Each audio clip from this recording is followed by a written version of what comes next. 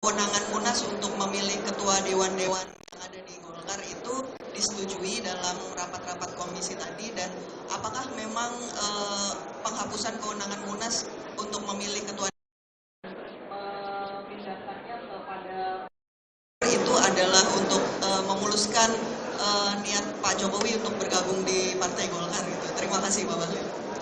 Yang pertama, Mbak, mazhab saya itu mazhab kompetisi. Saya sejak di OSIS kompetisi, kemudian di Senat, di HIPMI, di AMPI, semuanya. Nah, terkait dengan Golkar, ini kan ada pembukaan pendaftaran. Dan panitia membuka pendaftaran fair aja.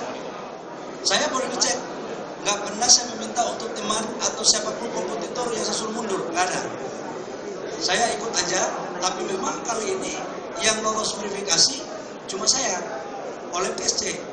Dan yang daftar 2, bukan nggak ada. Ada, tapi yang karena syaratnya itu kan selain daripada 5 tahun kepengurusan DPP atau tingkat di bawahnya, dia harus memiliki 30% dan total jumlah suara. Nah, saya sudah dapat waktu saya daftar 470 suara, 469 suara ya. 469 waktu saya daftar. Ya, tanyakan kepada DPD 2 dan DPD 1. Mereka mungkin karena kali ini calon ketua umumnya dari pengurus DPD 1, ya kapan lagi? Kira-kira mungkin begitu ya. Jadi jangan selalu dianggap bahwa semua bisa didesain oleh pemerintah. Nggak benar itu. Ya, yang kedua, intervensi pemerintah. Intervensi yang mana? Masa dulu calon-calon ketua umum Golkar yang sudah jadi dari Pak JK sampai Pak Erlangga nggak ada itu setelah itu. Apakah hanya kebetulan saya jadi menteri kemudian dibilang intervensi? Nggak ada itu intervensi. Ya, jadi nggak ada. Saya ingin mengatakan, menegaskan, nggak ada. Silakan aja di kompetisi kok. Saya juga lebih senang sebenarnya kompetisi. Tapi kalau nggak ada ya mau apa lagi? Gitu. Ini juga bagian dari demokrasi. Bukan berarti saya dipilih secara aklamasi itu kemudian tidak demokrasi. Demokrasi juga, Mbak. Ya. Yang berikut kalau dibilang ada intervensi dari pemerintah, nggak ada itu. Saya nggak pernah diintervensi dan DPD 2 nggak pernah ditelepon. Siapa yang menelpon mereka? Kalau saya telepon dia, yang namanya saya cari suara, gimana gue nggak telepon? Ya kan? Masa saya menteri telepon cari suara dibilang intervensi dari atasan saya, kan nggak ada urusan. Gitu ya, bayar.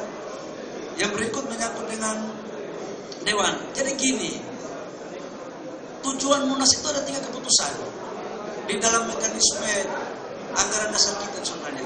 Pertama itu memilih ketua umum dan formatur. Yang kedua itulah mengesahkan program kerja dan rekomendasi. Yang ketiga itu adalah anggaran dasar rumah tangga. Pemilihan ketua dewan pertimbangan, dewan kehormatan, dewan-dewan itu sebenarnya tidak ada dalam agenda Munas. Jadi kita harus kembali kepada kita perjuangannya. Justru menurut saya malah saya bertanya, dasar itu ada itu apa? Waktu itu saya berdiskusi sama SC. Saya 4-5 hari lalu sudah berdiskusi sama SC. Saya kan sebagai kader yang berproses, kita ini bukan kader kacang goreng. Saya ini tahu ikut merumuskan juga barang ini. Saya kan waktu musda, kemudian di tingkat 1, tingkat 2 kan saya steering committee. Jadi saya diskusi sama steering Pak Adis. Coba buka landasannya, apa penentuannya dewan pimpinan, dewan kehormatan yang dipilih itu ketua umum. Gitu. Jadi ini kita kembali kepada kita perjuangannya, nggak ada yang salah ya Pak ya. Dan itu biasa aja kok dinamika. Jadi nggak ada sampai dikait-kaitkan bahwa ini nanti siapapun, mau Raja Sumatera, Raja Papua, Raja Jawa, Raja Bali, nggak ada itu ya, Pak ya. Pak Bahlil, selamat siang. Saya Tia dari SCTV. Pak Bahlil, ini ada 2 pertanyaan. Yang pertama, ini Pak Bahlil sebagai ketua umum kan bisa menjadi formatur tunggal untuk memilih kepengurusan Partai Golkar. Nah, ini kan kemarin ada isu soal peluang Pak Jokowi menjadi ketua Dewan Pembina. Apakah nantinya akan dipertimbangkan Pak Jokowi untuk menjadi ketua Dewan Pembina Partai Golkar? Nah, yang kedua, ini kan setelah putusan MK, ini menjadi tantangan pertama Pak Bahlil sebagai ketua umum.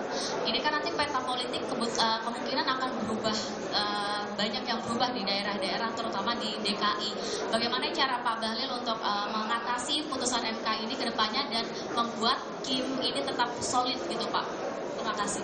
Yang pertama, teman-teman, kita ini berpikir yang positif.